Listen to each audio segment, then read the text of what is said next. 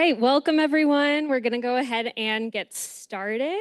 Thank you all for being here for today's event, Toxic Fashion and Your Health, featuring award-winning author and journalist Alden Wicker, who is, by the way, just such the sweetest person. I've so enjoyed getting to talk. I heard her last night and also had a chance to connect before our event today. So I hope that you all get a chance to speak with her after the presentation as well.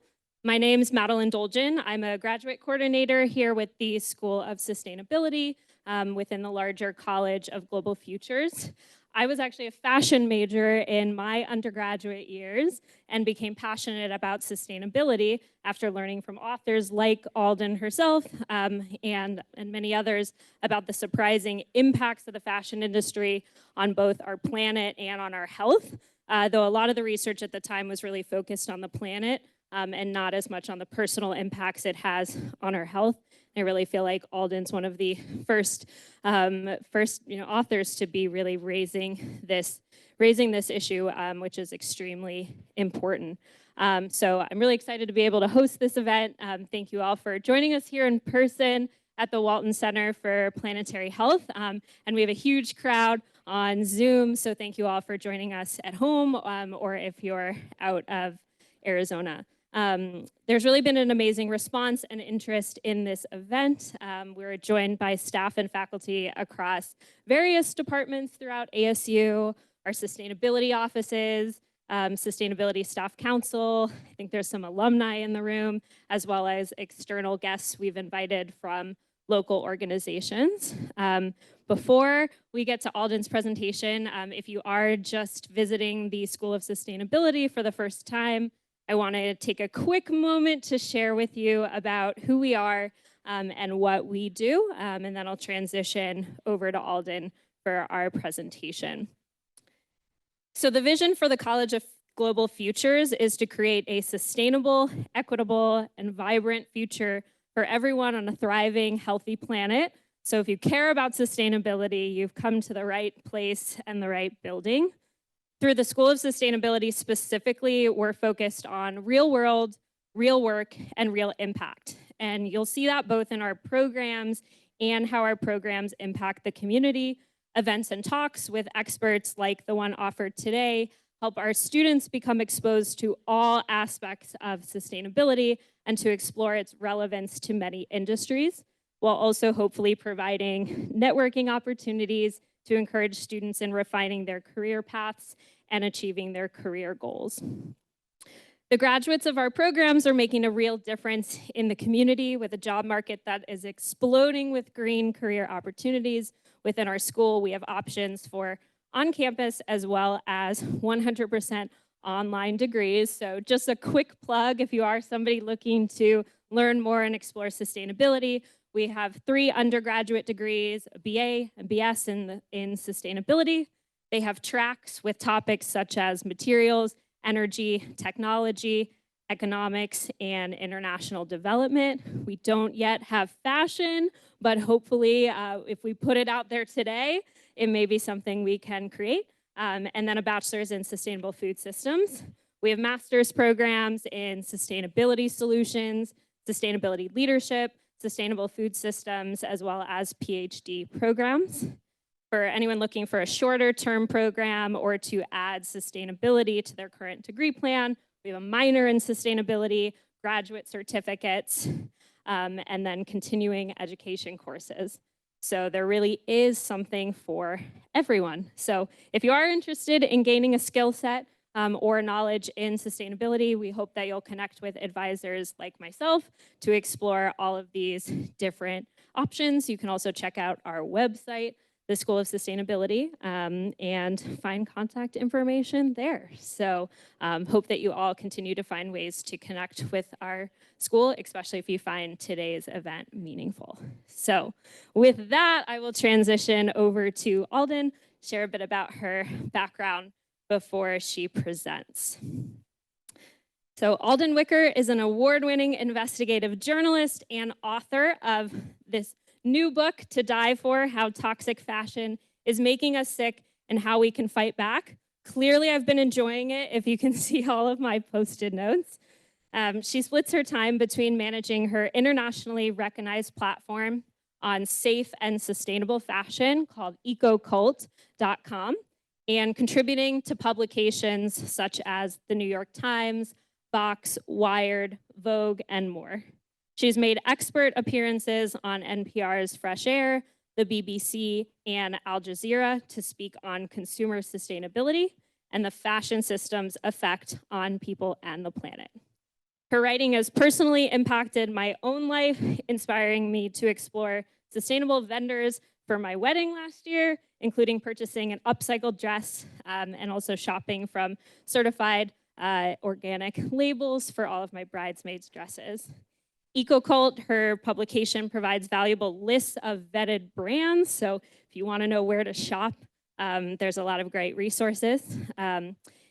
You can also find important news stories on her site as well. So without further ado, I'll invite Alden up to share all of what she has learned in the process of writing her book on toxic fashion and just many, many years of having researched fashion and sustainability.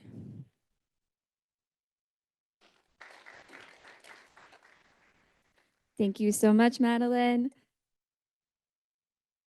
Yeah, it's so good to be here, especially amongst people who care so deeply about sustainability. If I could make one wish for the future of fashion sustainability, it would be more researchers, more students, more people focusing on it, because there's definitely a dearth of very smart people tackling this topic, and which has made my job a lot harder as a journalist to get primary information and research around fashion sustainability, and that leaves a big hole for a lot of misinformation to come through. But I'm not going to talk about that today. I just want to say that fashion is not the second most polluting industry in the world, so just want to put that out there as one token piece of misinformation I hear a lot. But I'm here today to actually talk about how fashion and how it's made is affecting you and me. So, so how did I come to this topic? And by the way, I heard there was a little bit of anxiety today from people who didn't know what to wear to this talk. Everybody's looking in their closets going, natural fibers, natural fibers, natural fibers. What do I have? Oh no, everything's polyester. I guess it brings a new meaning to the phrase, I have nothing to wear. So how did I come to this topic? So 2019, I had been writing about fashion sustainability for almost a decade. And also other topics in sustainability. I'd written about personal care products and how they can have endocrine disrupting chemicals, plastic packaging, cleaning products, all of these different things. And I thought I had a pretty good handle on fashion sustainability. So a radio show called me and they said, hey, Delta Airlines attendants are suing Lands' End, who made their uniforms, because they said their uniforms are making them sick. And the list of reactions was horrendous. Usually it starts with a rash or a cough. The rash develops until it's so bad that it's bleeding, or it looks like a full body sun poisoning burn. There are attendants who started losing their hair. Some of them went completely bald. Some of them were taken off the plane and taken to the ER because they couldn't breathe, or they were in anaphylactic shock or having flu-like symptoms where their body was starting to shut down. Also, anxiety and heart palpitations, swollen eyes, vision problems, brain fog, extreme fatigue. Some of them described, even when they were given the ability to wear a look-alike uniform, they would get on the plane, and just being around their colleagues wearing the uniforms, they would become pretty much incapacitated. These are really serious reactions beyond just a rash or some discomfort. And when I heard about this, and the radio show was asking me, like, can you come on and can you comment? I said, no, I have no idea what you're talking about. I've never heard about this before, never. That wasn't entirely true. There was some research from Greenpeace in 2011 and 2012 on this topic of hazardous substances in clothing and also in the effluent that was coming out of specifically a few different factories in China, but that was far overshadowed by the collapse of the Rana Plaza garment factory in 2013, which killed over 1,100 garment workers. So at that point, all of the news was focused on labor rights and safety, as it should be, and people sort of forgot about this topic. But here I was trying to figure out, okay, what is going on? And beyond that, this had happened at 2 other airlines and then another 4th major airline. So it started happening at Alaska Airlines in 2011. There was a Harvard study that showed that a lot of these symptoms more or less doubled in the population of attendants after they received their new uniforms. Then it happened at American Airlines, who also sourced the same uniforms from Twin Hill, and then Delta from Land's End, and Southwest. This is still happening. They also have had a lot of serious reactions, and Southwest has not yet switched out the uniforms like the other major airlines have from the Cintas uniform. So this is happening at every major airline that has overhauled its uniforms, several different uniform makers. These uniforms are coming from all over the world. So this isn't unique to one company or one accidental contamination. So the question for me was, okay, A, why is this happening? Is what they're claiming really true? And B, if this is happening to the airline attendants, is this happening to normal people as well? And there's a few reasons why the airline attendants are the canaries in the coal mine. One is that they're a case study of, they have all these factors that are controlled that we don't get to control for in the general population. They would get their uniforms at the same time at a place like Delta or American Airlines. You're talking tens of thousands of airline attendants getting their uniforms at the same time. They would start to get sick. They would start to talk to each other and say, oh, your period's spotty? Like, I'm having a racing heart. Like, I'm also feeling weird. They started Facebook groups where they were talking to each other. Then there was the Harvard study. The industrial hygienist at the union AFA that represents several different airline attendants from several different airlines was starting to look into this as well. And she would get reports. She would collect reports even from airlines that she wasn't representing. And because they were able to talk to each other, they were like, okay, yeah, this is 100% happening. Then the Harvard study came out, okay, for sure happening. And yet they were told that what they were experiencing wasn't actually happening to them, that it was psychosomatic, maybe it's menopause, are you depressed, or maybe it's other things, your erratic sleep schedule, and they were essentially gaslit and told that what they were feeling wasn't actually happening. So if you had toxic chemicals in some of your clothing pieces, would you know? Would you be able to trace your fatigue, your hair loss, your skin problems back to 1 or 2 particular pieces that you wear once a week, maybe? Probably not. So this is Heather Poole. Heather Poole she was instrumental to my reporting. She had already written a book that was just a collection of funny essays about what it's like to be a flight attendant, crazy stories. This came out, I think, 10 years ago, so the stories weren't as dark as they are now, but she was very media savvy, and she started blogging about her reactions that she was having, and she was one of these flight attendants that was just incapacitated, couldn't work. And so she was instrumental to my reporting, as well as gathering up reports and connecting me with other flight attendants who could tell me about their experience. And she said this to me in 2019 as I was reporting out a small story for Harper's Bazaar. You can't prove anything unless you have an extreme situation. What's happening to me is probably happening to you, but you wouldn't even understand it or know what was causing it. So there are some worrisome trend lines in the general population, especially in women in the United States and globally. Multiple chemical sensitivity diagnoses are going up, and this is probably vastly underreported because some doctors call it mast cell activation syndrome, or some people just say, I get asthma when I'm around certain things, or I can't do scented products, things like that. So this is a poor measure of how many people are sensitive to chemicals, but there's new research coming out from Claudia S. Miller at the University of Texas, Austin, that shows that 1 in 5 people are intolerant to some sort of chemicals, whether it's pharmaceuticals, scented products, other things in their environment. Mold.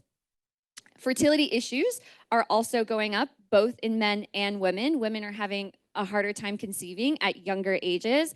Men's sperm count is trending downwards. There's a fierce debate about whether or not we can definitively attribute it to environmental pollutants and chemicals.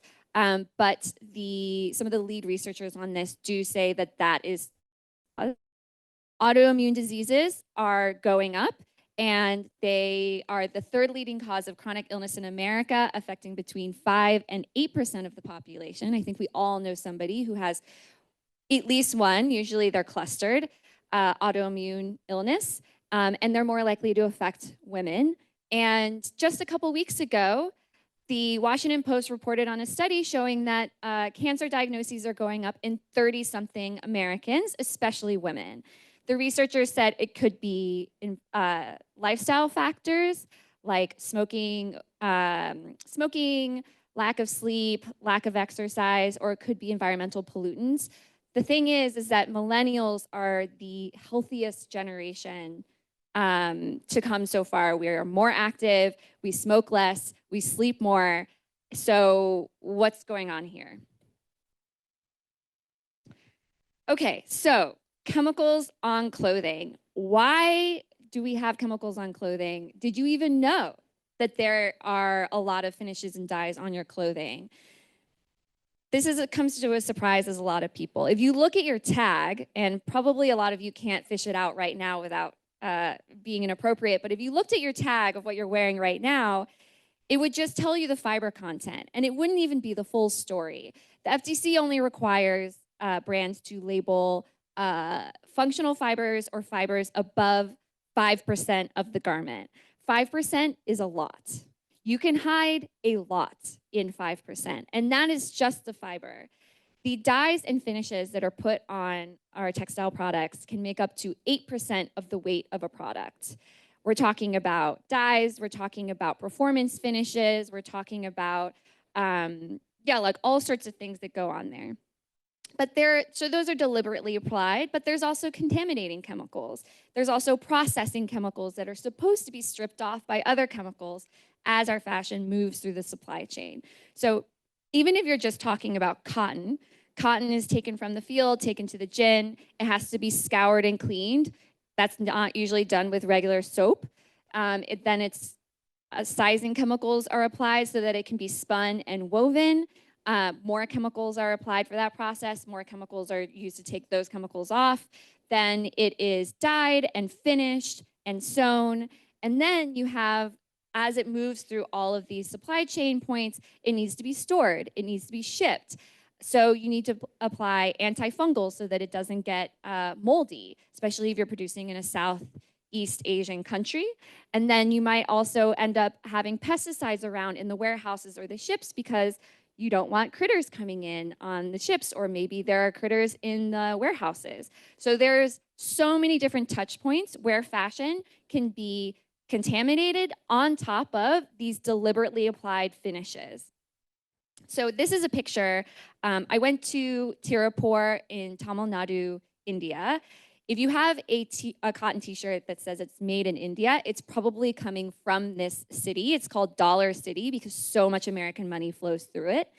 And this picture I took actually at a good dye house. So this dye house has all the certifications. It produces for H&M and Disney.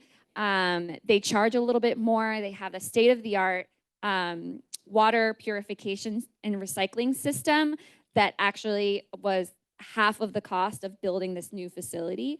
And you can see here they're demonstrating, okay, on the left you have the dye water and finish water as it's coming out, and then they do all of these processes to it until you get the clear water, and then the final reject is sort of these salts that they don't know what to do with and are currently piling up in warehouses across Tirupur. But this is a good dye house, and it was pretty impressive. I mean, it looks better than working in an Amazon warehouse, quite honestly. And but there was still some parts of it where I was like, whew, okay. So I went over to see how they were printing characters, cartoon characters, on what looks like would probably be children's pajamas. And I don't know if any of you have ever walked into a budget nail salon, and you know that smell, right? It smelled like that. And I was like, wow, this is going on children's clothing. Okay, good to know. And they said, look, there's no other way to do this. We've looked for a better way. We haven't found it yet. So just to take a step back, I try to be really specific. Chemicals are not bad. Chemicals are the building blocks of life. H2O, that's a chemical. I try to be precise and say hazardous chemicals, synthetic chemicals, or describe more precisely what I'm talking about. So a lot of people, when they say chemicals, it's shorthand for bad, but not all chemicals are bad. And not everything natural is safe.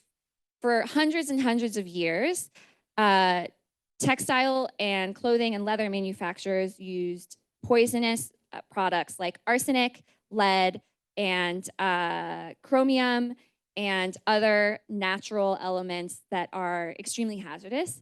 But the problem is that we know at this point that lead is bad. We know at this point that arsenic is highly toxic. But we are creating, when I say we, I mean the royal we, mostly chemical manufacturers, are creating so many new chemicals, and the EPA is rubber stamping them effectively and saying, sure, any problems with this chemical? Oh, no problems that we know. Okay, great. Go ahead, use it. Put it on the market. And we can't keep up with the research. There are over 12,000 known types of PFAS, which I'll get into later, on the market right now. And right now we have a paradigm where in order to take them off the market and ban them, we have to test every single one of those PFAS chemicals to prove that they're unsafe, which is untenable. So this is a picture of a little girl in Tirupur. I found a paper report from a group of high school girls who, with their science teacher, went around Tirupur about a decade ago and produced research on the chemical contamination of the wells, the drinking waters, the rivers, the land. And they took a bunch of pictures, and this one was of a little girl who went swimming in the reservoir. And I met a garment worker whose legs looked pretty similar, actually. This garment worker had used to work in a cotton factory, sewing factory for export. It had pretty good environmental controls. They had hoods that ventilated, they wore masks and PPE, but the hours were really horrendous, right? You have these mass market brands breathing down their necks to produce more and faster. So she quit when she had kids. She went to work for a local synthetic factory for the domestic market. She said that it smelled really bad. It was hot in there. There was no air conditioning. She could smell the chemicals. She was touching the things as she was moving them through the sewing machine. And she lifted up her sari, which by the way was polyester, and she showed me cauliflower rashes and wounds just like this up and down her legs. She still had scarring on her arms, but her doctor had actually believed her, which is rare, and told her, you need to quit your job. So she did. She healed on her arms, but she's still wearing that polyester sari every day, and so this had not gone away. And so all of these chemicals listed here, this is just a sampling of chemicals that have been found in clothing in the last 5 to 10 years when they've been tested. BPA, that's an endocrine disruptor. You might have seen BPA-free water bottles because it's reproductively toxic and can affect your endocrine system.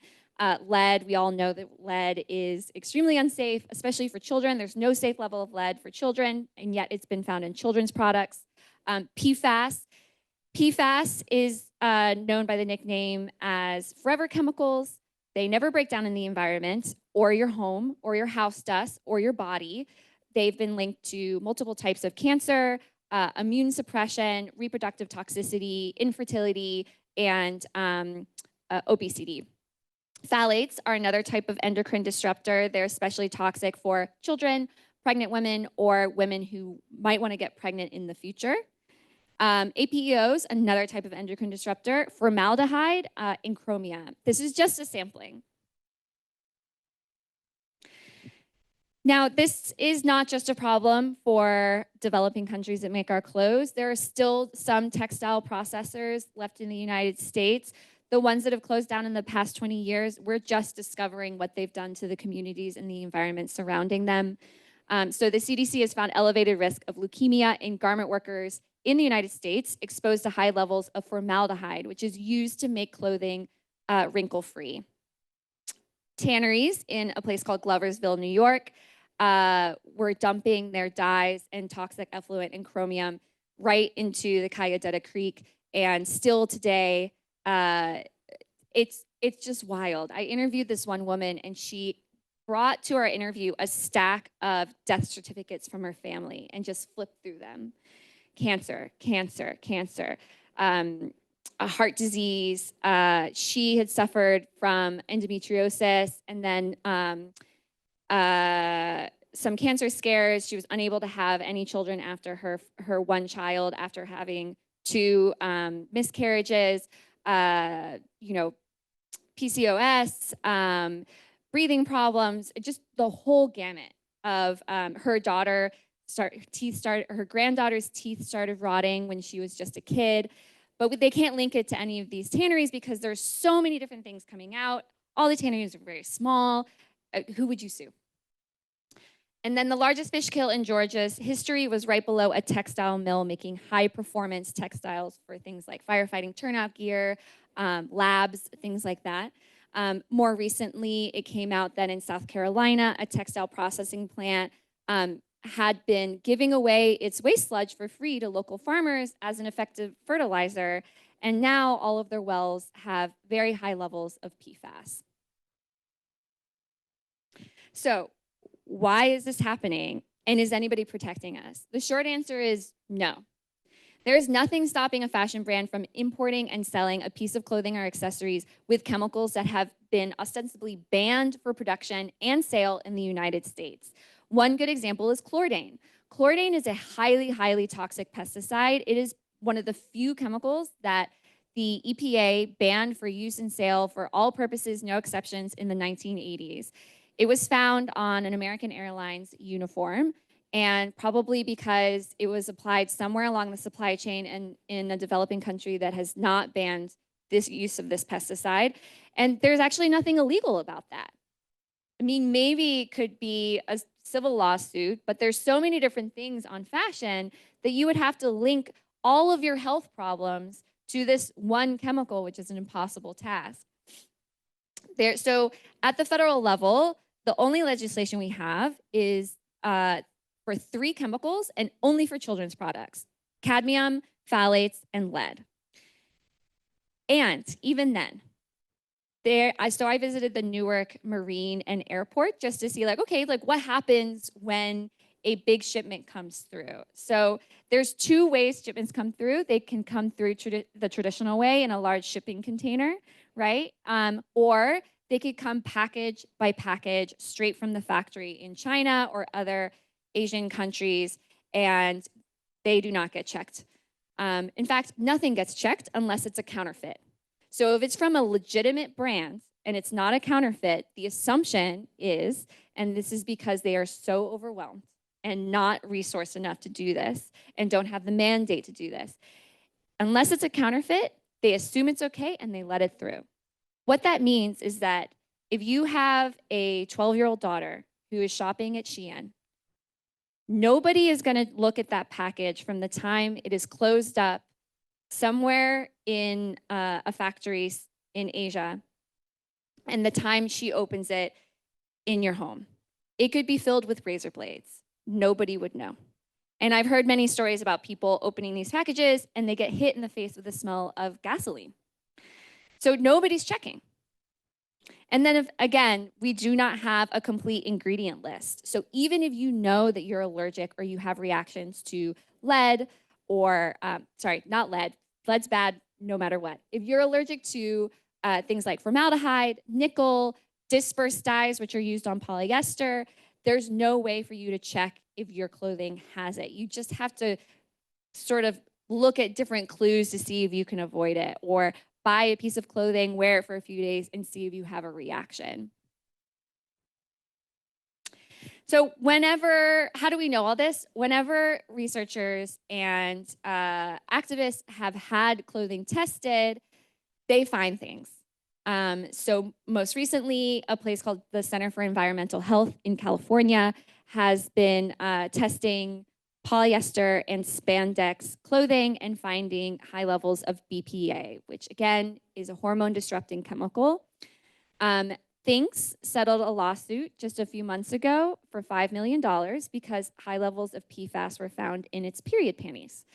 There were tests a few years ago of children's products from Shein and Zaful, and they found high levels of lead and phthalates. These are children's clothing. And then PFAS was also found at high levels in kids' school uniforms because, of course, we want their uniforms to be stain resistant, and that's how we do it. So, what can you do? Well, we can't completely shop our way out of this problem. This is a systemic issue, but there are things that you can do for now until we can successfully advocate for change to reduce your exposure and your family's exposure. The first thing I would say is avoid ultra-fast fashion and knockoffs.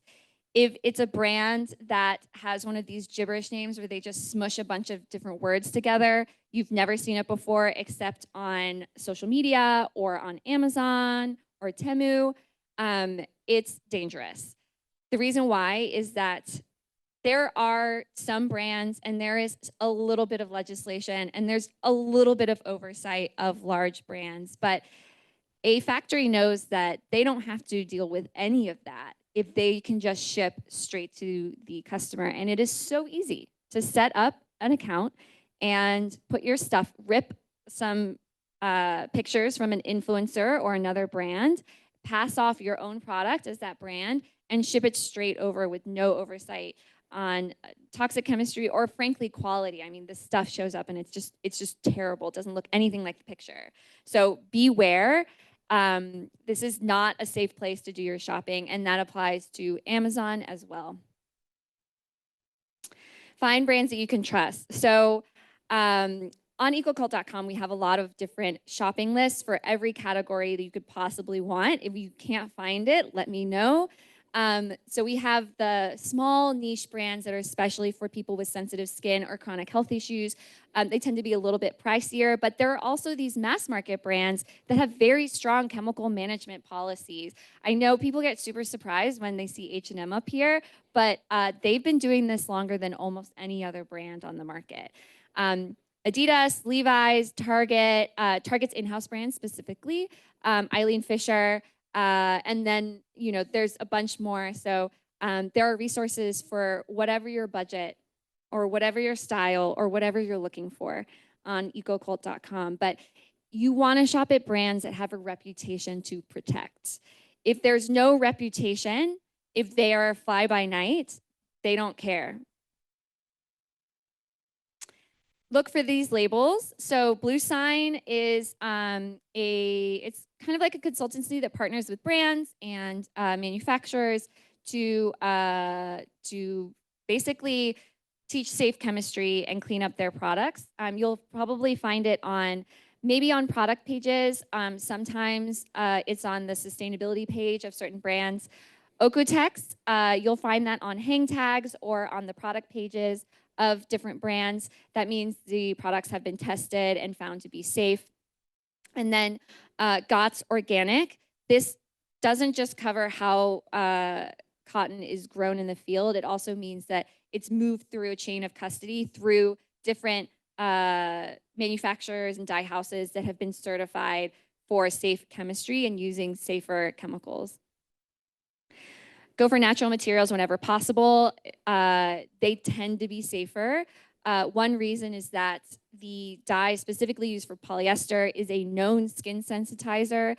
Somewhere around 8% of people are allergic to it, and I think a lot of people don't even know. They just know that they have skin problems all the time. So try to go for natural materials whenever you can. And we also have resources for even things like stretchy yoga leggings that are mostly organic cotton. Avoid performance and promises. So I tend to shy away from any type of material or finish that has a trademark. The dirty secret of the fashion industry is that it's really hard to turn a profit on natural materials. You can turn a much bigger profit if you add in proprietary chemistry. And in fact, the United States has a lower tariff on waterproofed textiles and clothing than non-waterproof textiles and clothing. So if it promises to be wrinkle-free or stain-proof or water resistant or easy care or anti-odor, all of these things require some sort of finish, almost always toxic. Wash your new clothes before you wear them. You do not know where they have been. This is just good hygiene, but it will take care of some of the accidental contamination. It won't take care of the deliberately applied finishes that are supposed to stay on for a while, but it's just a good idea. If you're looking at all this and going, wow, this sounds expensive, you can buy secondhand or swap with your friends, especially if you're looking, you can look online and you can find some of the brands that we recommend secondhand for a lower price. And you just have to be careful because a lot of people will use scented laundry products that are very potent on their clothing. So just give it a whiff, give it a smell before you buy it. And then again, before you buy anything, just smell it. If it smells bad, that's a really good sign that you shouldn't bring it into your home or put it on your body. Now, as I said at the beginning, we cannot shop our way out of this. We need to advocate for better protection so that it's not only the well-resourced and the well-educated who can protect their family and themselves from some of these hazardous chemicals. So some of the things that I'm advocating for, we need a complete ingredient list on clothing. It would not fit on a normal tag. There is movement at the government level to institute scannable QR codes or RFID so that you can pull up all the information about a garment, and that would make this a lot better. And then you could scan it, and I'm sure apps would pop up that would tell you, sort of like EWG, how hazardous the chemicals are and different things. We need to overhaul the way the EPA regulates fashion, chemicals, and all chemicals in this country. I got into this because nobody had written about fashion before, and it's what I know best. But this book became about so much more. It became about how so many people are being told that what they're experiencing in their body isn't real, that it's psychosomatic, that it doesn't matter. It showed me that, you know, we have a paradigm in this country that if it doesn't kill you, it doesn't matter, that thriving is not the point, it's just surviving.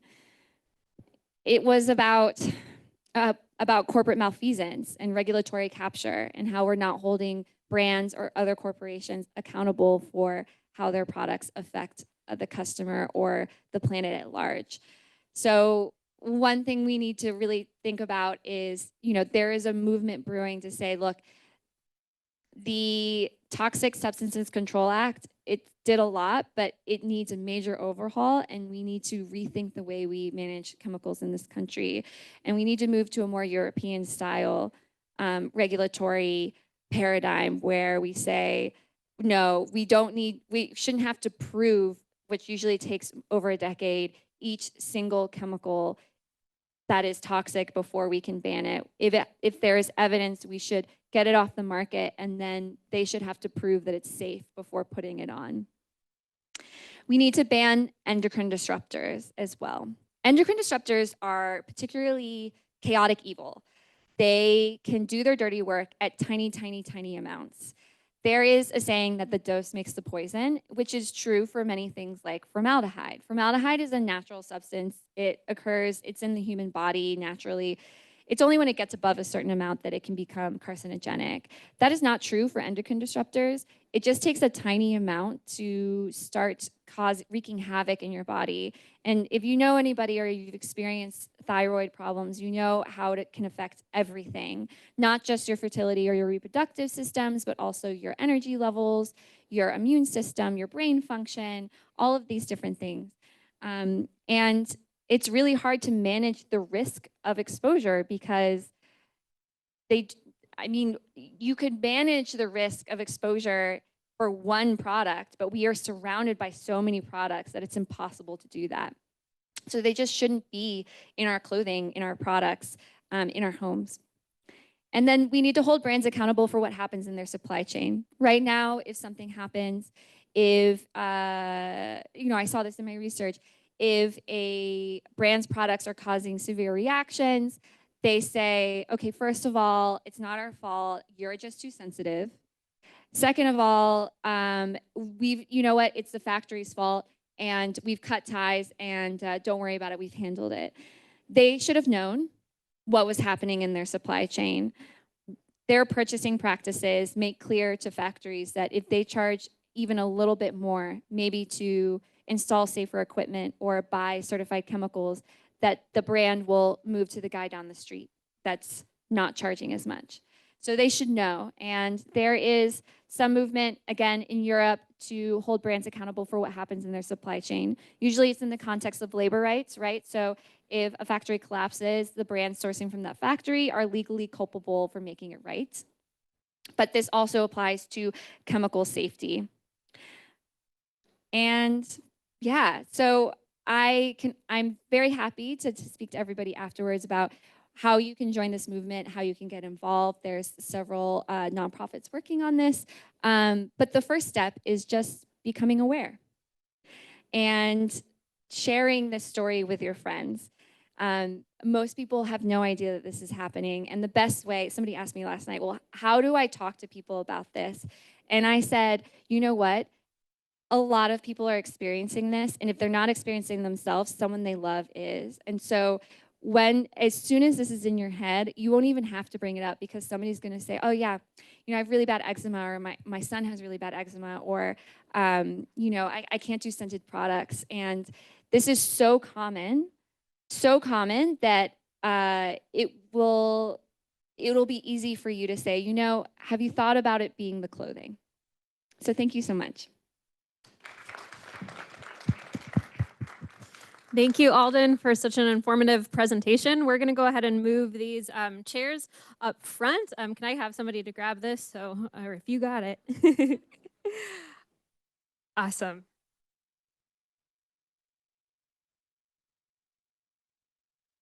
Whichever side.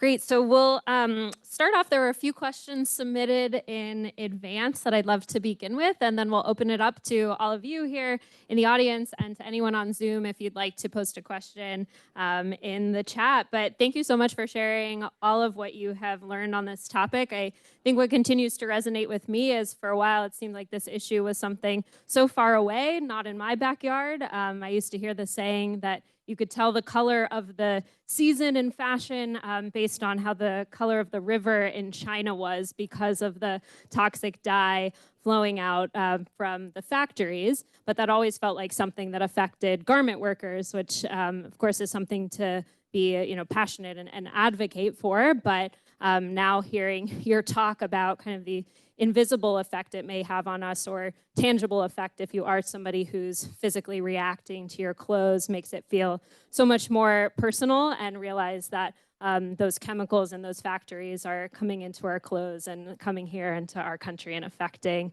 us. So hopefully that gives, it's unfortunate that it has to affect us for us to care about it, but hopefully that will inspire all of you in the room and anyone listening to really kind of push for more regulation. So I just want to start off with first question you provided. Some great resources about this is a movement. People are aware of it. I had the pleasure of joining you last night for a book talk, and you mentioned a bit about your process of finding research on this subject and the stories. So I'd love for this audience to hear, was it challenging to locate that research and those stories, or what was that process like for you as you were writing this book? It was incredibly difficult to find people to talk to me about this on the research side. When I first started talking about this and trying to find researchers, there were some I reached out to, and they were like, fashion? No, I don't know anything about fashion. Like, I study flame retardants in couches, or I'm looking at, other things, but fashion, I don't know anything about. And I think, fashion, it's in this loop of nobody takes it seriously, so nobody researches it, so nobody takes it seriously, so nobody researches it. And it's really hard to find primary data on a lot of these things. And there also, this research that is happening is not making its way into the sustainable fashion space, which is being filled by reports from places like McKinsey, which is not actually helpful or accurate. So that was really difficult. What has changed in the past 5 years is that some researchers have accidentally fallen into this topic. Dr. Graham Peasley at Notre Dame became sort of a PFAS expert, particularly on clothing, because he's a researcher of, oh man, what was it? It was something like, I was just like, why? What does that have to do with fashion? But he developed a test that could identify brominated flame retardants. And then somebody asked him, well, can you develop a test for PFAS as well? And so he did. And suddenly, like, a police officer in California was sending him their uniform because it had a Prop 65 label warning on it, or somebody was sending them a quick dry bathing suit or firefighters turnout gear. And so we ended up testing all of this stuff, and he's the one who tested things and found high levels of fluorine indicating intentionally added PFAS. And so he just sort of fell into being this expert. Same with Dr. Heather Stapleton at Duke. She is a mother, and she bought her kid a polyester sports shirt. He put it on, and he developed a rash in the shape of the pattern. And she happened to have access to world-class lab equipment to test it. She had also been seeing some different research papers about like what's in house dust, and that launched this entire inquiry into dispersed dyes in polyester that are used to dye polyester, that they're getting into our house dust, which means we're ingesting them and our kids are ingesting them, and that they are also sensitizing and all these different things. So a lot of researchers, like, I can still count them on one hand, but this is starting to change a little bit. On the regular people side, shockingly easy to find people who have been affected by clothing and have had reactions. I just sent out an email from my EcoCult newsletter saying, hey, do you have reactions? And all of these people started contacting me about it. A lot of them, it started with something else, like new carpeting in their workplace. One woman, her kids started reacting to clothing, and then she realized they had lead poisoning from their old farmhouse. But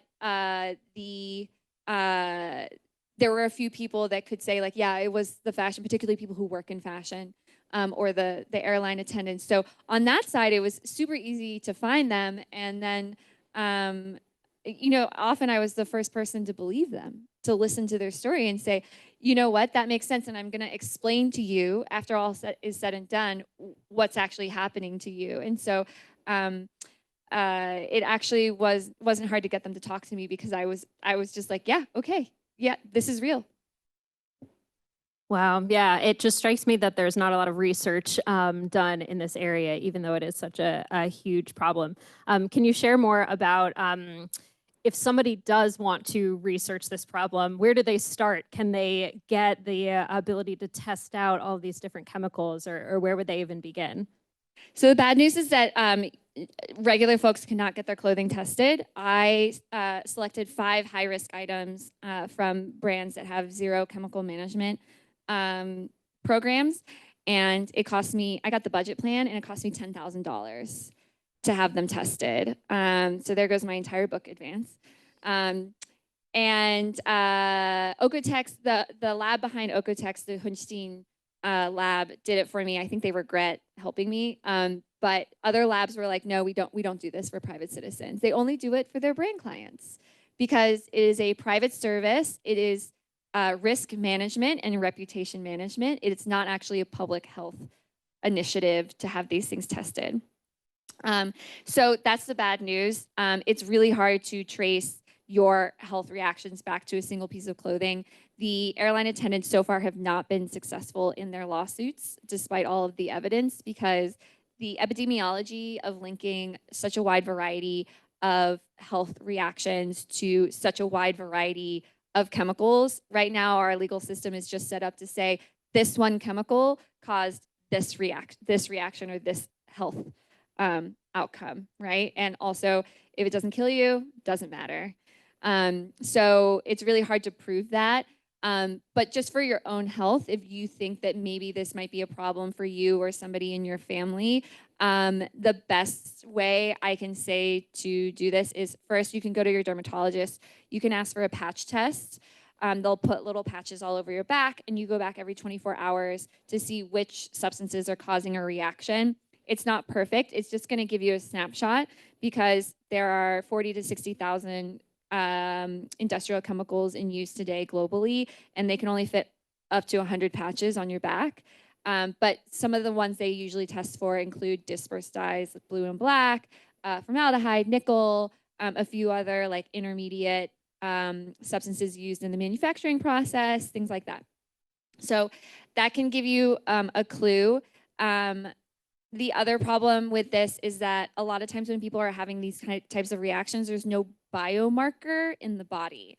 So if you go to an allergist, they're not going to be able to tell you you're having this reaction to this because they might say like, well, you're telling me you have brain fog. You're telling me you have this or that. It's sort of similar to long COVID or autoimmune diseases where you're like, I'm experiencing this. And they're like, well, we can't test for it. We can't see it. So we don't know how to help you.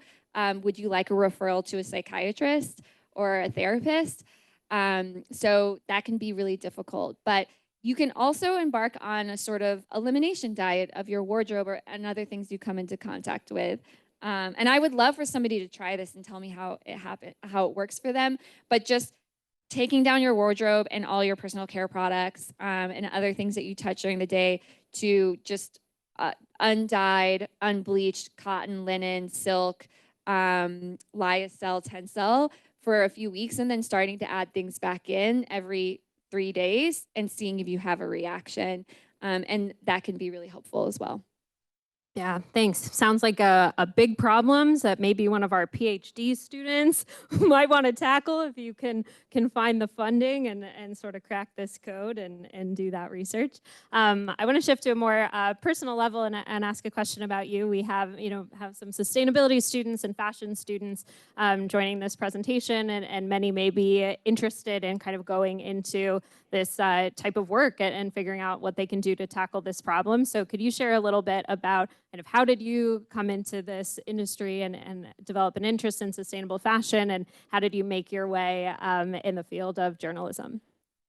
Well, before I tell my story, I want to caveat this and say the world has changed so much just in the past 10 years. So my path might not be instructive for somebody who's just coming out of college, but I can share a little bit about how the philosophy of how I got to where I am, if not the exact steps.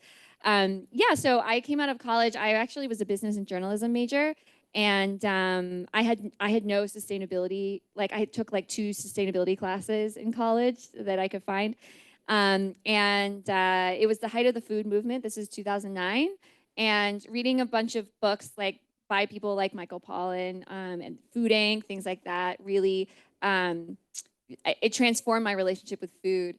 And transform my life for the better. And so I also knew that eating more healthfully was also better for the environment.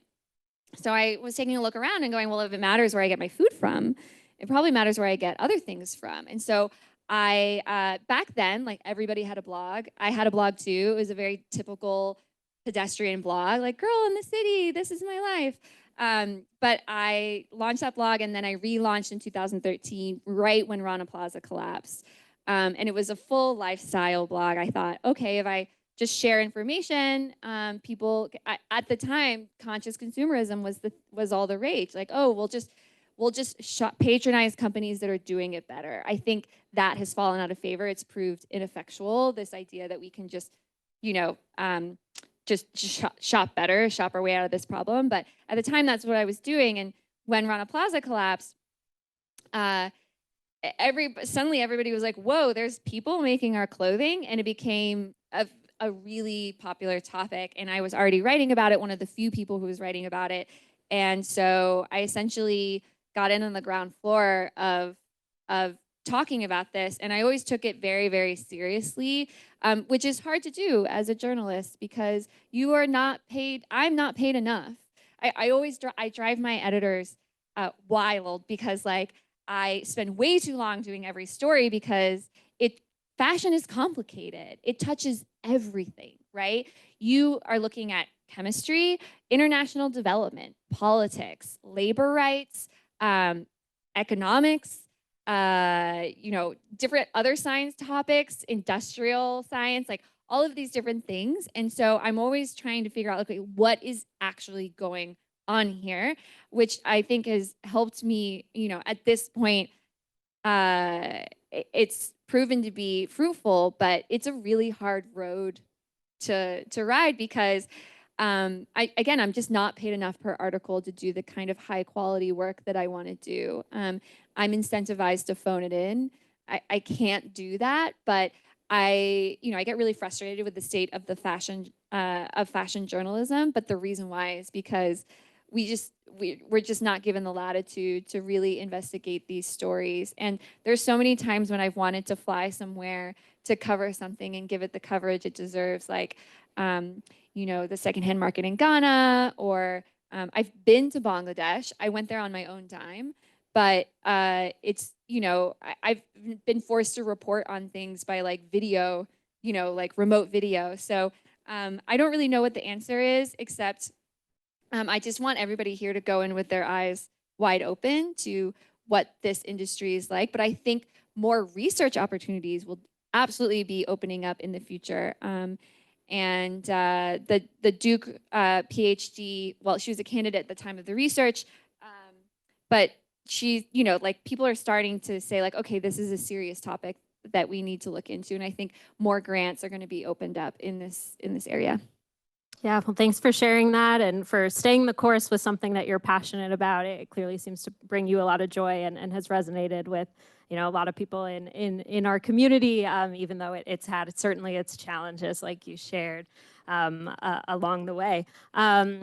Last question that I just have for you is, you spend all of this time researching about how unregulated this industry is and hearing these stories of people who've been affected by toxic chemicals. It does sound like there's a movement that's beginning around this, but what's maybe one or two concrete examples of something that gives you hope that we will solve this problem moving forward? Yeah, so there's a few different examples of what can be done in terms of regulation. And there's actually some like pretty easy tweaks we can make to shift the fashion industry in a different direction. So California's Prop 65, you know it as the labels on what it feels like everything, saying that it can cause you cancer. Well, so fashion brands don't like having those labels next to their products. And so that's incentivized a lot of lawsuits and activism, which is essentially forced fashion brands to either label their stuff or get all of these hazardous substances out of their clothing. So there's been a lot of work going on in the background in California to get things like cadmium and phthalates and lead and now BPA out of fashion, which is really exciting. And California is somewhere around the 5th largest economy in the world if it were a country. So there are very few fashion brands that will just choose not to ship to California.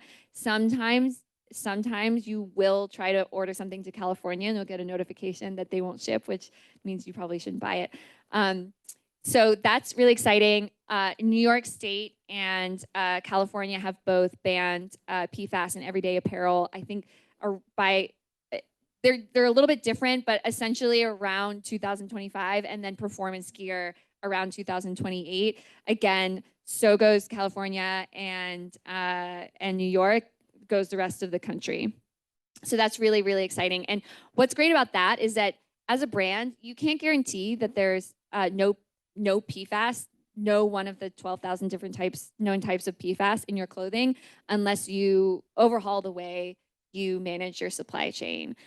You can't be sloppy and know that there's no PFAS in your clothing. So that will have knock-on effects for the rest of these contaminants and hazardous chemicals as well. And then there's some like surprisingly easy things we could do.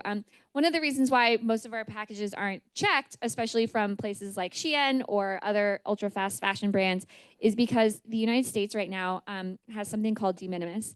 And it means any package under $800 or any shipment under $800 is not checked or tariffed as it comes through. And so you can fit a lot of Shein tops into one $800 shipment. And Shein has set up distribution centers across the border in Mexico and Canada, just so they can ship in their packages one by one and not be tariffed or taxed. So this is actually incentivizing hyper cheap fashion and also making it really hard for customs and border to protect us and check our packages. So there is legislation proposed by one of our representatives, Iowa or Idaho, which would lower the de minimis to something more reasonable. For example, China's equivalent is $8. So we should probably bring it down close to that, I think. And that could do a lot to protect us, as well as disincentivize ultra fast fashion, as well as you could do some tariff engineering. Like I said, right now, the United States has lower tariffs on waterproof clothing, and waterproofing is achieved with PFAS. So they could just rejigger some of their tariffs to incentivize safer textiles, and that would do a lot. Awesome. Well, can we have a round of applause for Alden? Thank you so much for joining us and sharing about this really tough topic, I think, to take in, but hopefully you all can walk away feeling a little bit inspired about some of the hopeful examples that Alden has shared and tips for how you can clean up your wardrobe as well. So again, thank you so much to Alden for joining us. I'm so glad you could be here in Arizona. She heads back to New York in a few days. Thank you so much. Yeah.